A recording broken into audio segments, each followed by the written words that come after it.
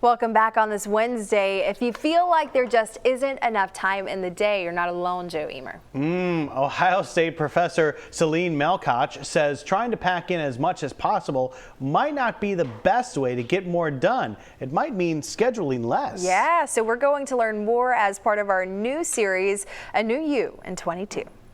In a series of projects, we actually studied the habit of scheduling. With the advent of the technology, our iPhones are in our hands. We are scheduling everything, and we are not only scheduling meetings, we're also scheduling like leisurely social activities in it.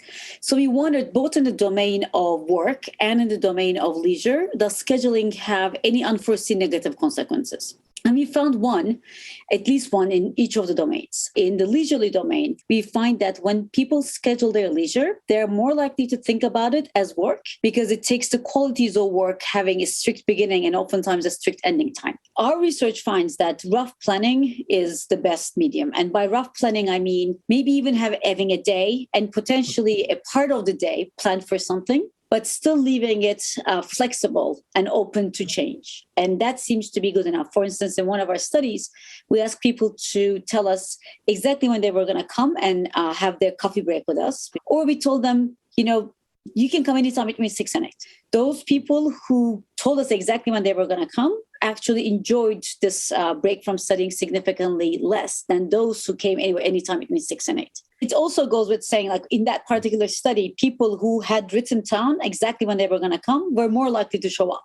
So there definitely is the benefit of having those plans. My happy medium in my own life after doing all this work is like if I'm going to go on a vacation or, be at a place in which I'm going to see friends and family, I actually make a list of things that I want to achieve. And that serves as my commitment tool. And I roughly plan. I'm just like, it would be a good idea to do this on a Tuesday. And maybe this is a Friday evening in a way in which I know what the sequence of my days might be like, but not strict enough to say that I have to be at dinner at 8 p.m. that day, because it's possible that my afternoon event might go longer. I might need to change it.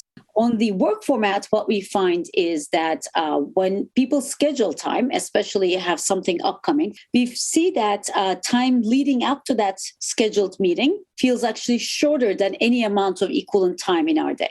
If I've got an event at 1 p.m., that 1 hour feels significantly shorter than an hour any other time in the day. And we find that this is because the upcoming event looms closer and people feel like that is just like whatever time I have is not quite sufficient to complete anything meaningful. And ergo, they also stress out and don't do anything there as well. The best thing that we can do really is to focus on the clock time and not what our internal clock says. That's about the only way that I know. And, talking about some of my own work, now I literally remind myself, I'm just like, this is an hour. It might be butting up to a different event and it's going to feel shorter, but it's still an hour. And the same goes for vacations. When we ask people directly how long an event is going to feel, that actually helped. They draw their attention to how long in days it's going to be. And the effect is still there, but it's weakened. It's just like a week vacation just feels so short. But if you really remind yourself, like that is actually 7 distinct days, it all of a sudden unpacks it. So the more we can unpack that, the more we are likely to actually experience its full length prospectively.